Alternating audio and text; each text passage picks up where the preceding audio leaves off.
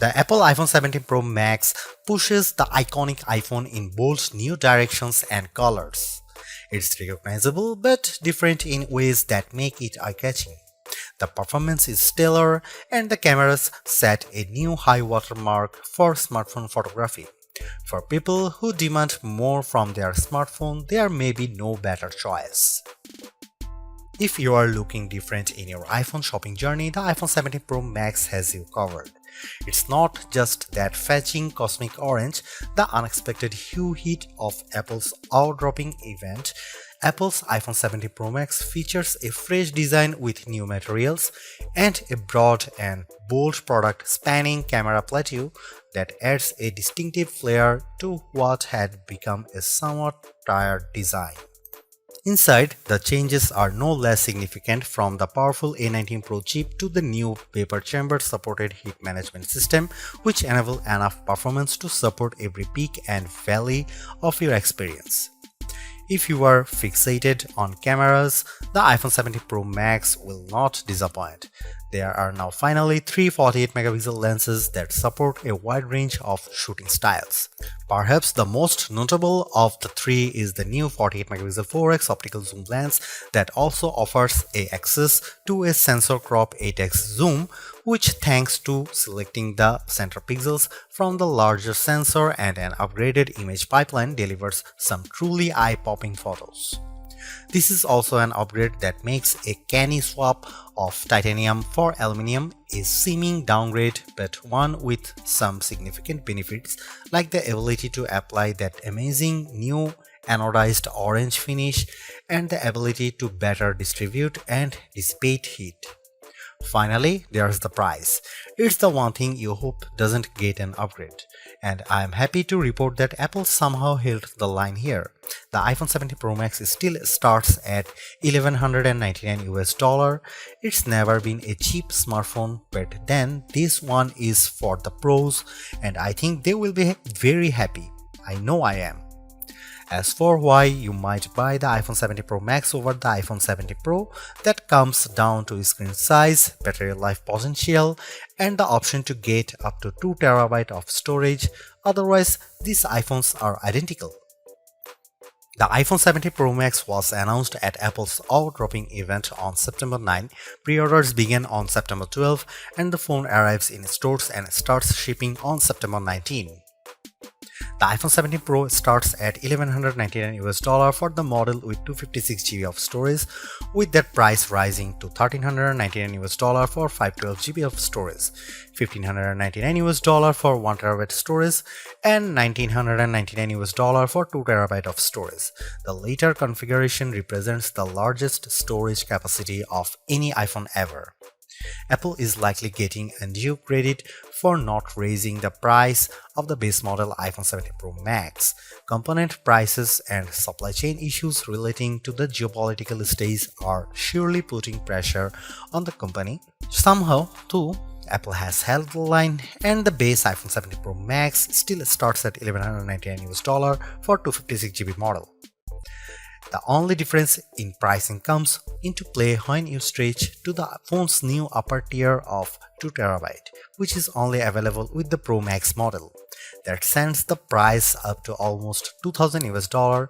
It boggles the mind that we now consider paying almost $2,000 for a pocket-sized device to be rational.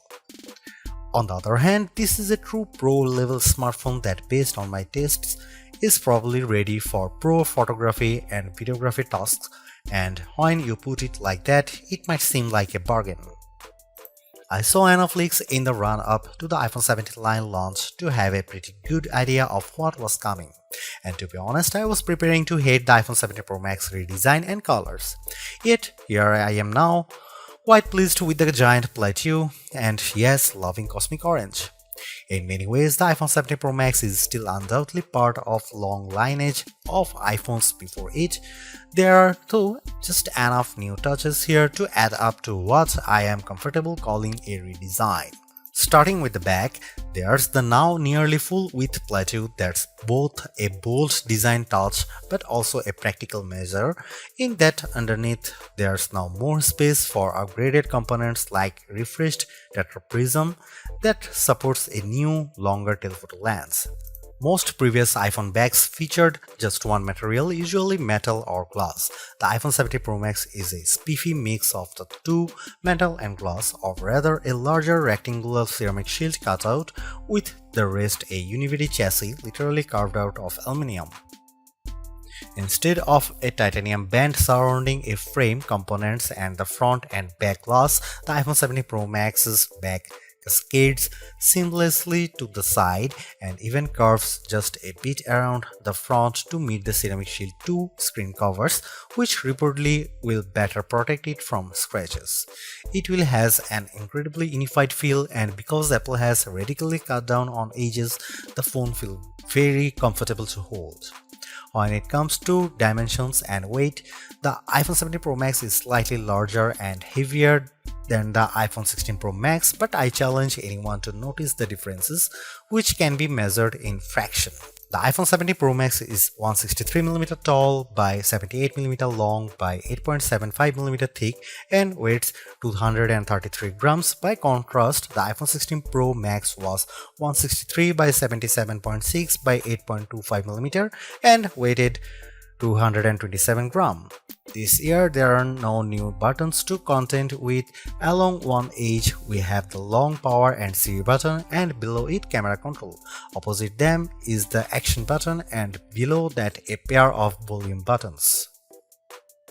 There are small differences along the shorter edges. On top, an antenna cutout is now visible, and on the bottom the pair of speaker grills appear larger. If you want to lie the phone flat, you will have to place it screen down.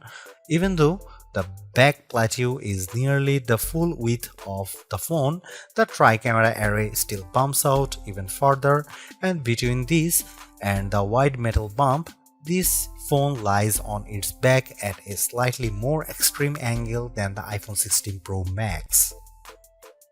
The switch from titanium to aluminum provides not only some useful heat management and energy efficiency benefits, it's also opened the door for anodized color options. I don't know where Apple got the idea for cosmic orange, but I actually love it. It's bold without being garish. There's also silver and the very deep and inky deep blue.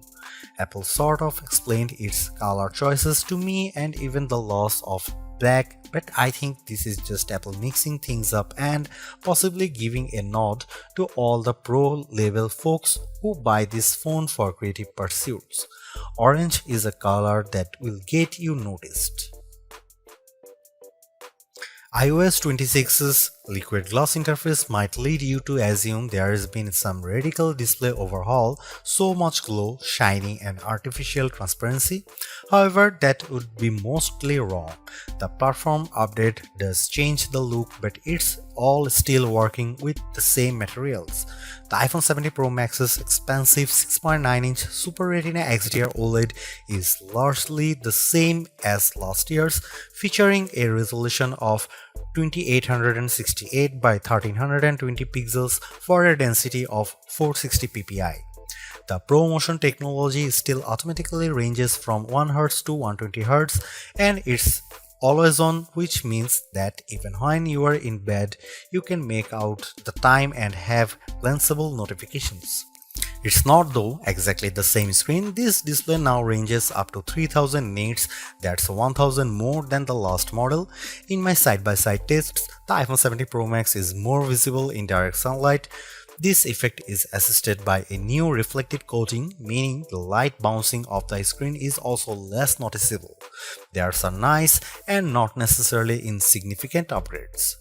With a narrow bezel, the Super Retina display comes precisely close to meeting that orange metal, with a vast expanse of color and entertainment interrupted only by the pill-shaped dynamic island. Made up of the new center stage camera and Face ID sensors, it remains a useful space for live information, but it's also sometimes a black blob cutout in games, videos and photos. I find the information it provides useful, so I do not mind it much, but I was also hoping for a redesign that might have shrunk the thing by 50%.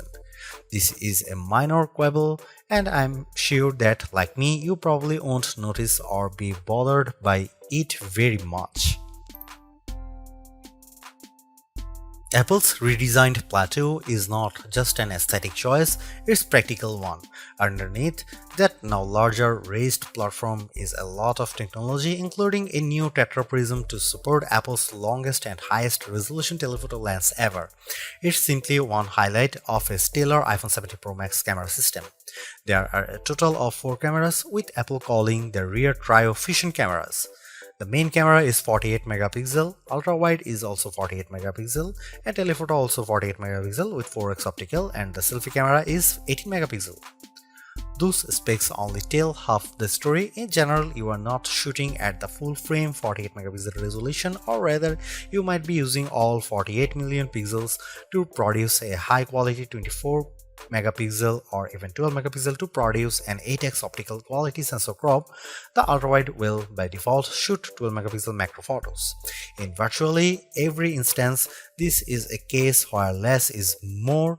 Apple uses all that pixel information and its remarkable image pipeline to deliver fantastic photos with true life colors and exquisite detail. Here are some camera samples of the iPhone 17 Pro Max.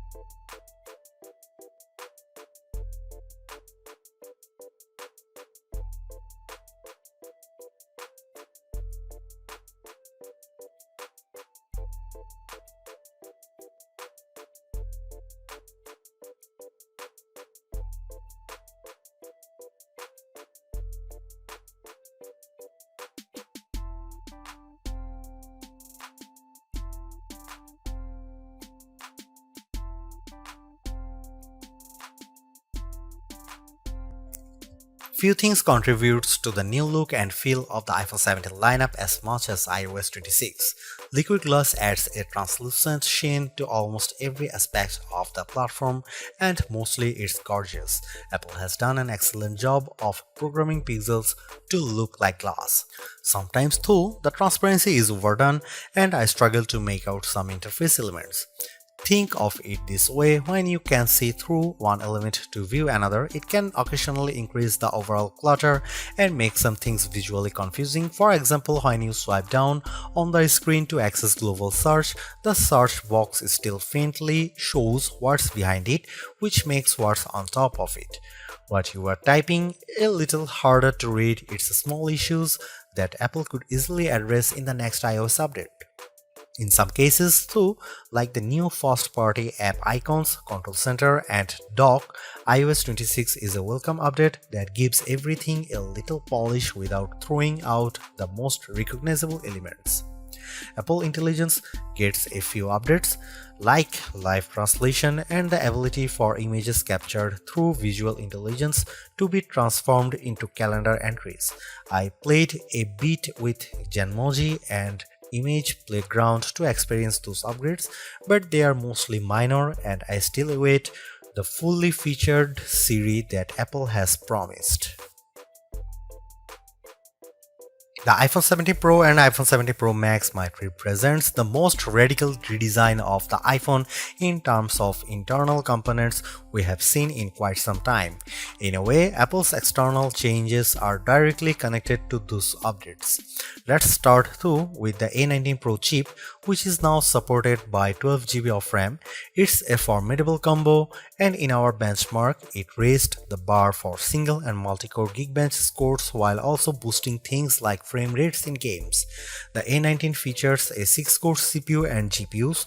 On the GPU side, each core features its own neural accelerator. It's a system that ably handles 4K video editing and AAA gameplay with equal aplomb. In games like Destiny Rising, reflections and atmospherics like fog and smoke match what you might see on a console. What's more remarkable too is that as you do all this, the phone remains relatively cool, and even if it gets a bit warmer in general, there is no one identifiable hotspot. That's down to the new heat management system, which includes a long and narrow vapor chamber that sits on the top of the A19 Pro, which is placed near the center of the iPhone 17 Pro Max's body. As the A19 Pro heats up, the water inside the vapor chamber absorbs the heat and vaporizing the water, which then condenses on the other end of the chamber. The process repeats continuously to manage and transfer the heat out across the chassis and to the more heat-efficient aluminum frame. It's that kind of heat management that helps the phone maintain a high level of performance and, in my estimation, positively impacts battery life. The iPhone 17 Pro Max is still a flagship phone based on my testing. You get a more powerful zoom camera, better sustained performance, and the longest iPhone battery life ever, a head-turning design. The iPhone 17 Pro Max is still behind the competition on AI, and it's a bit thick and heavy, but overall it is easily one of the best big screen phones yet.